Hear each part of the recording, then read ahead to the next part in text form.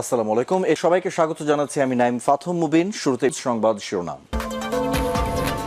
বাংলাদেশের সর্বশেষ গুরুত্বপূর্ণ আপডেট সংবাদে আপনাকে স্বাগত। শুরুতেই সংবাদ শিরোনাম, পরে বিস্তারিত।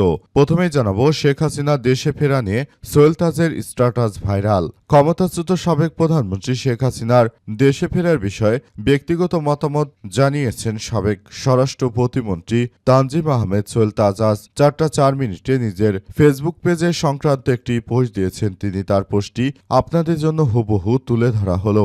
এ বিষয়ে খুবই গুরুত্বপূর্ণ সংবাদ জানাবো যে বিষয়টি সম্পর্কে তিনি কি বলেছেন। সঙ্গেই থাকুন। জানাবো, সাগরে নিম্নচাপ, সমুদ্র বন্দরে 3 নম্বর সতর্ক সংকেত জারি। বঙ্গোপসাগরে সৃষ্ট সুস্পষ্ট লঘুচাপটি ঘনীভূত হয়ে মৌসুমি নিম্নচাপে পরিণত হয়েছে অবস্থায় দেশের সকল সমুদ্র বন্দরে 3 নম্বর সতর্ক সংকেত দেখাতে বলা হয়েছে। নিম্নচাপটি বর্তমানে উত্তর পশ্চিম বঙ্গোপসাগর এবং তৎসংলগ্ন উত্তর উড়িষ্যা, পশ্চিমবঙ্গ উপকূলীয় এলাকায় অবস্থান করছে। আজ আবহাওয়ার বিশেষ বিজ্ঞপ্তিতে এই তথ্য নিশ্চিত করা হয়েছে।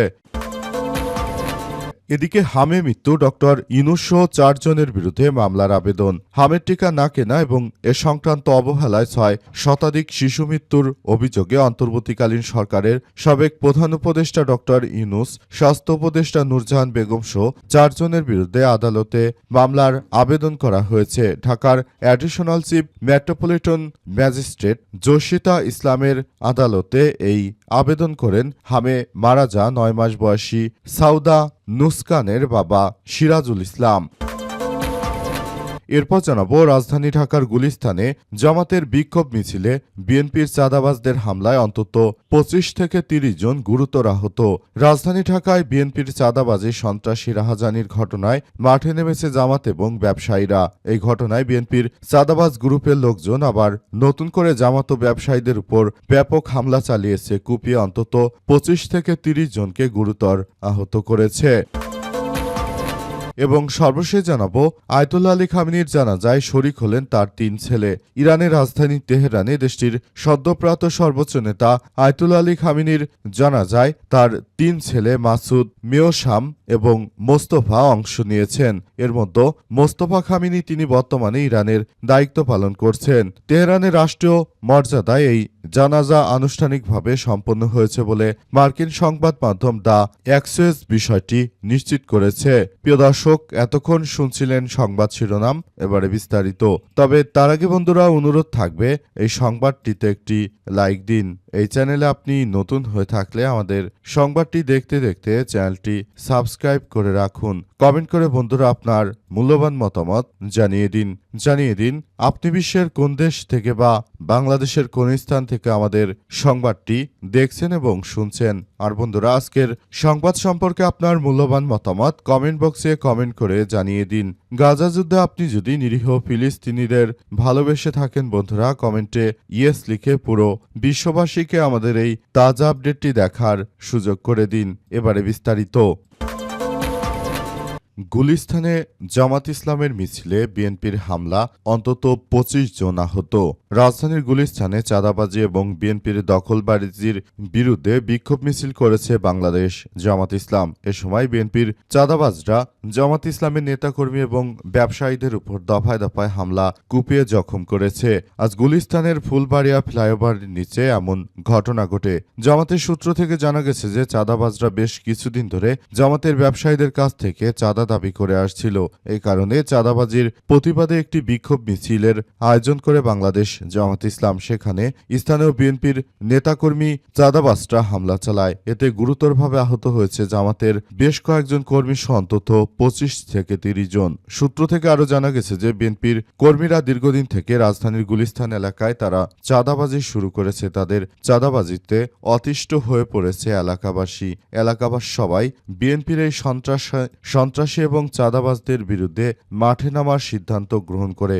এরপরই তারা মূলত এই মাঠে নামার সিদ্ধান্ত নেয়। মূলত সারা দেশ জুড়ে বিএনপির এই ধরনের চাঁদাবাজি, সন্ত্রাসী রাহাজানি শুরু হয়েছে। তাদের চাঁদাবাজির হাত থেকে দেশের জনগণকে রক্ষা করতেই জামাত এই পদক্ষেপ গ্রহণ করেছে। তবে এখন পর্যন্ত আসলে বিএনপির চাঁদাবাজি থেকে এখন পর্যন্ত কোনোভাবে আসলে রক্ষা পেতে পারছে না সাধারণ মানুষজন।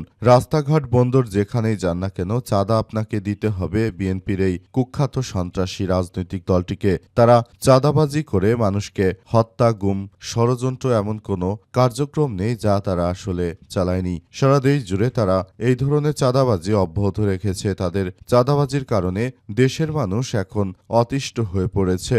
চাঁদাবাজির পরিধি এতটাই বৃদ্ধি পেয়েছে যে আসলে তাদের চাঁদাবাজি থেকে কেউই রক্ষা পেতে পারছে না। সাধারণ মানুষজন সবাই তাদের কাছে একরকম জিম্মি হয়ে পড়েছে।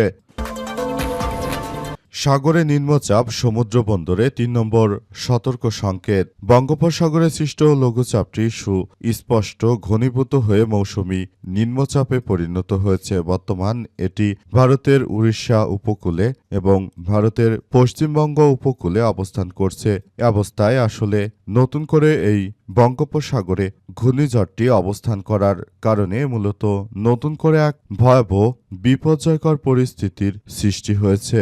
অবস্থায় বিষয়টি খুবই গুরুত্ব সহকারে দেখা হচ্ছে এবং বলা হয়েছে যে এই আবহাওয়া কার্যক্রমটি আসলে এমনভাবে পরিচালিত হচ্ছে যখন মৌসুমি বায়ুচাপের কারণে মূলত সমুদ্রে এই নিম্নচাপটি সৃষ্টি হওয়ার কারণে মূলত এই বৃষ্টিপাতের সম্ভাবনা দেখা দিয়েছে। বৃষ্টিপাত আসলে খুবই ঘনীভূত হচ্ছে, তবে এটি কতদিন পর্যন্ত স্থায়ী থাকবে সে সম্পর্কে আবহাওয়া অফিস থেকে এখনো কোনো তথ্য নিশ্চিত করতে পারেনি। আবহাওয়া অফিসের পক্ষ থেকে ইতিমধ্যে বিষয়টি নিয়ে খুবই কার্যকর পদক্ষেপ গ্রহণ করার কথা বলা হয়েছে, কিন্তু এখন পর্যন্ত ঝড়টি বাংলাদেশের দিকে ঝুঁকবে নাকি ভারতের দিকে ঝুঁকবে সেটি এখন পর্যন্ত কেউ বলতে পারছে না। বর্তমান সময়ে বিষয়টি খুবই গুরুত্ব সহকারে দেখতে হচ্ছে, কারণ এর ফলে বাংলাদেশে বেশ কয়েকদিন তীব্র ঝড় বৃষ্টির আশঙ্কা করা হচ্ছে। এ অবস্থায় বিষয়টি কোন দিকে যাবে সেটি এখন পর্যন্ত বোঝা যাচ্ছে না। শেষ পর্যন্ত পরিস্থিতি কোন দিকে যাবে সেটি এখন পর্যন্ত জানা যাচ্ছে না। শেখ হাসিনা দেশে ফেরা নিয়ে সোহেল তাজের স্ট্যাটাস ভাইরাল। ক্ষমতাচ্যুত সাবেক প্রধানমন্ত্রী শেখ হাসিনার দেশে ফেরার বিষয়ে ব্যক্তিগত মতামত জানিয়েছেন সাবেক স্বরাষ্ট্রমন্ত্রী প্রতিমন্ত্রী তানজিম আহমেদ সোহেল তাজ। আজ 4টা 4 মিনিটে নিজের ফেসবুক পেজে সংক্রান্ত একটি পোস্ট দিয়েছেন। তিনি তার পোস্টটি হুবহু তুলে ধরা হলো। তিনি বলেন, আমি এই বছরই ফিরব। শেখ হাসিনা একজন মানুষের ইগো অহংকার যে একটি দেশ এবং একটি দলকে ধ্বংস করতে পারে তার প্রমাণ হচ্ছেন সাবেক পলাতক প্রধানমন্ত্রী শেখ হাসিনা এবং তার পরিবার। গণহত্যা, হত্যা, গুম, খুন, দুর্নীতি করে গণতন্ত্রের কবর দিয়ে মুক্তিযুদ্ধের চেতনাকে অপব্যবহার করে দেশ এবং দেশের মানুষের সঙ্গে বিশ্বাসঘাতকতা করে আওয়ামী লীগকে ধ্বংস করে ছাত্র জনতার ঝাঁটাপেটা খেয়ে পালিয়ে গিয়ে দুর্নীতি লুটপাট করে লাখ লাখ কোটি টাকা বিদেশে পাচার করা সেই টাকার পাহাড়ে বসে আবারও এখন দেশে ফেরার কথা বলে আওয়ামী লীগের নিরীহ নেতাকর্মীদের বিপদে ফেলার আরেকটি ভণ্ডামি করছে হাসিনা। আত্মসমালোচনা এবং আত্ম উপলব্ধি না করলে অদূর ভবিষ্যতে আওয়ামী লীগের রাজনীতির মাঠে ফিরে আসার সম্ভাবনা খুবই কম। এদিকে সোহেল তাজের এই পোস্টটি ইতিমধ্যেই ভাইরাল হয়েছে। এই রিপোর্ট লেখা পর্যন্ত পোস্টটি 36,000-এর বেশি রিয়াকশন এবং 13,000-এর বেশি কমেন্টস এবং 2,000-এর বেশি শেয়ার হয়েছে। শেখ হাসিনাকে নিয়ে তিনি এর আগেও একইভাবে পোস্ট করেছিলেন। সেই পোস্টে তিনি শেখ হাসিনার বিভিন্ন অপকর্মের বিষয় তুলে ধরেছিলেন তানজিম আহমেদ সোহেল। তিনি মূলত শেখ হাসিনার সময় স্বরাষ্ট্র প্রতিমন্ত্রী ছিলেন, অর্থাৎ তিনি যখন বাংলাদেশে ধরে ধরে বাংলাদেশের বিডিআর জওয়ানদের হত্যা করা হয়েছিল তখন স্বরাষ্ট্র প্রতিমন্ত্রীর পদে ছিলেন সোহেল তাজ। আর তখন বিডিআর হত্যাকাণ্ডের পেছনে পুরোপুরি শেখ হাসিনা দায়ী ছিলেন বলে জানিয়েছে স্বরাষ্ট্রমন্ত্রী সোহেল তাজ। হামে মৃত্যু ডক্টর ইউনূস সহ 4 জনের বিরুদ্ধে মামলার আবেদন। হামের টিকা না কেনা এবং এ সংক্রান্ত অবহেলার কারণে 6 শতাধিক শিশু মৃত্যুর ঘটনায় অন্তর্বর্তীকালীন সরকারের সাবেক প্রধান উপদেষ্টা ডক্টর ইউনূস, স্বাস্থ্য উপদেষ্টা নূরজাহান বেগম সহ 4 জনের বিরুদ্ধে আদালতে মামলার আবেদন করা হয়েছে। আজ ঢাকার চিফ মেট্রোপলিটন ম্যাজিস্ট্রেট জসিতা ইসলামের আদালতে আবেদনটি করেন হামে মারা যা 9 মাস বয়সী সাউদা নুসকানের বাবা সিরাজুল ইসলাম। তিনি জানিয়েছেন যে ডক্টর ইউনূস তিনি যখন দায়িত্বে ছিলেন তখন তাকে বারবার ইউনিসেফ থেকে তাকে বারবার হামের টিকা কেনার ব্যাপারে অনেক উৎসাহিত করা হয়েছিল, কিন্তু তিনি দায়িত্বকাণ্ড জ্ঞানহীনভাবে আসলে হামের টিকা তিনি না কেনার মধ্য দিয়ে মূলত এই সমস্যাগুলো সামনে আসতে থাকে। ডক্টর ইউনূসের মতো একজন কুখ্যাত ব্যক্তিত্ব তিনি মূলত হামের টিকা না কিনে দেশের জনগণের সঙ্গে সঙ্গে যে প্রতারণা করেছেন সেই প্রতারণার মধ্য দিয়ে মূলত তিনি আসলে সরকার ব্যবস্থা পরিচালিত করেছেন। তার মতো ব্যক্তির এখন আর বাংলাদেশে বাইরে থাকার কোনো সুযোগ নেই। ৬০০ জন মৃত্যুর ঘটনায় তাকে অবশ্যই জবাবদিহি করতে হবে। তিনি বলেন, হাসিনা যেমন জাতিসংঘের হিসাব মতে ১৬০০ মানুষকে হত্যার দায়ে দেশ ছেড়ে পালিয়েছে, ডক্টর ইউনূসকেও দেশ ছেড়ে পালিয়ে যেতে হবে। কারণ হামেটিকার সঙ্গে যিনি স্বাস্থ্য উপদেষ্টা কুখ্যাত মহিলা নূরজাহান যখন উপদেষ্টা ছিলেন তখন তিনি দেশের কোনো ভালো কিছুই তিনি কার্যক্রম চালাননি। এখন যখন তার সময়কাল শেষ হয়েছে, এখন দেখা যাচ্ছে যে তিনি মূলত তার বাড়িতে অনেক বিশাল অট্টালিকা দিচ্ছেন এই স্বাস্থ্য উপদেষ্টা নূরজাহান, অথচ দেশের জনগণের হয়ে তিনি যদি কোনো দায়িত্ব পালন করতে না পারেন তাহলে বিষয়গুলো খুবই